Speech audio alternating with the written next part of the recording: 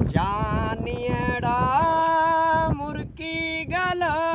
शर्मेलियूं अखियूं त मिला तुंहिंजे निज़ारनि खे ॾिसी सूंहं सिंगारनि खे ॾिसी दिलड़ी चरी थी पई आहे जानियड़ा मुर्की ॻाल्हा शर्मेलियूं अखियूं त मिला तुंहिंजे निज़ारनि खे ॾिसी सूंहं सिंगारनि खे ॾिसी दिलड़ी चरी थी पई आहे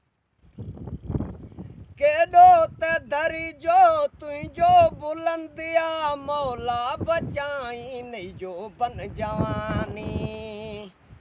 कहिड़ी कयां वेई तारीफ़ तुंहिंजी कहिड़ी लिखां वेही तो ते कहानी तूं त हज़ारनि में कूंज कतारनि में पथरी प्यारी आहीं जी चंड सितारनि में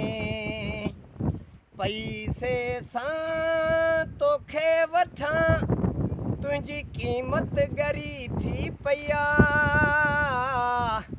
तुंहिंजे निज़ारनि खे ॾिसी सूंहं सिंगारनि खे ॾिसी दिलड़ी चरी थी पई आहे जानियड़ा मुर्की ॻाल्हा शर्मेलियूं अखियूं त मिला तुंहिंजे निज़ारनि खे ॾिसी सूंहं सिंगारनि खे ॾिसी दिलड़ी चरी थी पई आहे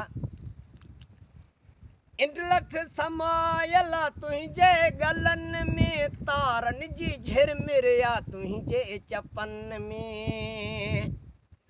सोनियूं लकीरूं तुंहिंजे हथनि में ज़मज़म जो पाणी आहे तुंहिंजे अखियुनि में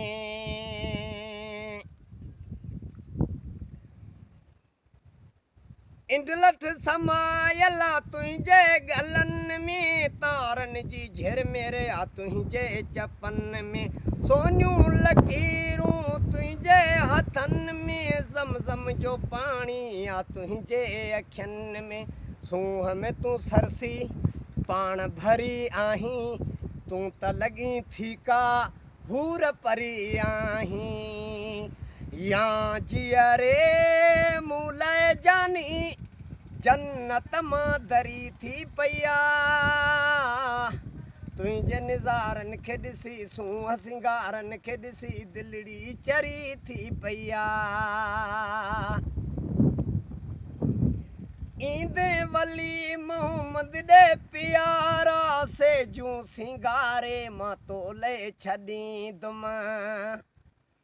तुंहिंजे हुसन जूं वरंदियूं हवाऊं वण बि वहिजारे मां तोले छॾींदुमि जंहिंजी नज़र पवंदी हर हस्ती पेई चवंदी सुबहान अल्लाह या मौला हिन धरतीअ मथे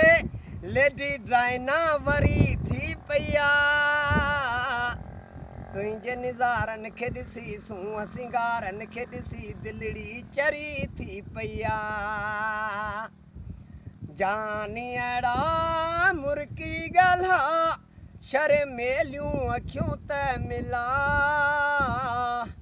तुंहिंजे निज़ारनि खे ॾिसी सूंहं सिंगारनि खे ॾिसी दिलड़ी चरी थी पई आहे।